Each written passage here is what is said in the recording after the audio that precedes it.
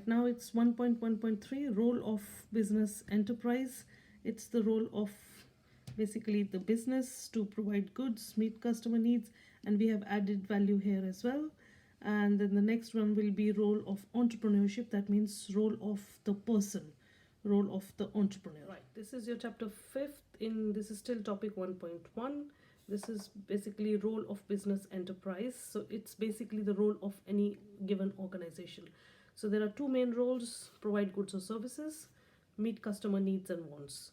So goods are the products which can be touched, which are tangible, example furniture, whereas services are like invisible. Retailing is an example, it's intangible. So basically, in providing goods or services, a producer must design the packaging, brand name, logos, because nowadays people buy which is identifiable, which is recognizable. Customers are attracted by packaging. Then he should get the right product range, what customers want, persuade shops to stock their product. Once the orders arrive, the deliveries should be maintained. Also designing, writing, and running the advertisements and promotion. So basically keep attracting the customers. And the second one is meet customer needs and wants. So basically giving them what they want. For example, if people want to commute for work, maybe providing taxi services or rail services. So basically their needs and wants. So this is your chapter 5. Alright, this is your next chapter, chapter 6, adding value. So basically adding value is the difference between the cost of materials and the selling price. So that means value added at each stage of production. Value could be added either by pushing the price up or by cutting the costs, or by adding any feature, some feature that makes the item more valuable. So these are the different ways to make an item more valuable. So first one is convenience and speed. For example, Tesco, it makes it convenient for consumers to buy groceries under one roof. Good design, packaging, design, furniture. If it's a car, quality. If it's a high quality product, they can charge high prices. It adds value, gives a competitive advantage. Brand name, everyone recognizes Apple. It's like they own iPhone, so they own that brand. They want to buy different products because a big brand name is attached to it.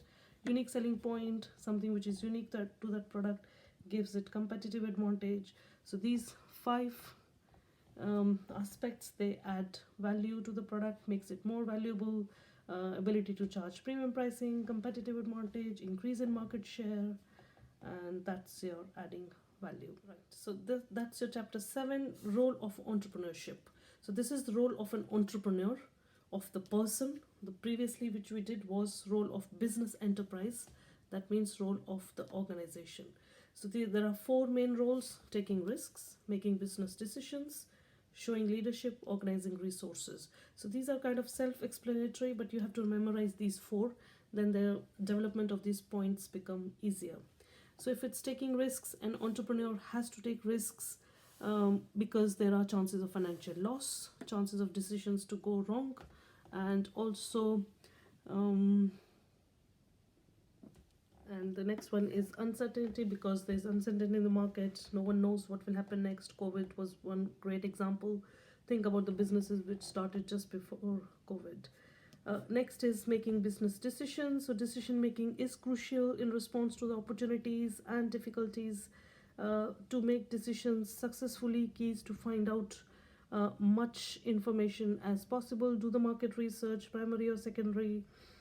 Showing leadership, an entrepreneur should have leadership qualities, which involves being decisive, taking initiative, ability to think ahead. Organizing resources, it could be physical resources like premises or interiors, daily resources, ingredients, financial resources, startup capital, day-to-day running, or human resource, that is employees.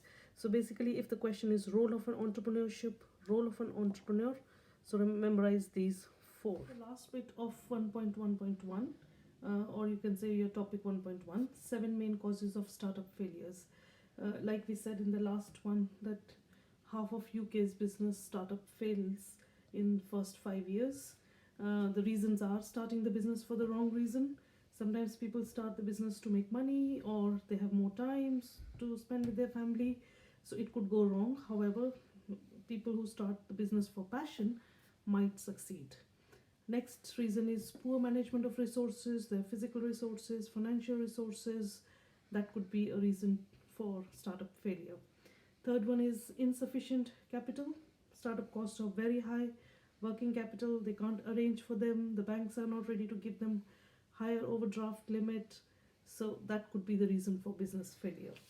Next is poor location. Sometimes they are located next to a successful competitor, hence they get difficulty in attracting customers. Lack of planning could be the one. They haven't done enough research.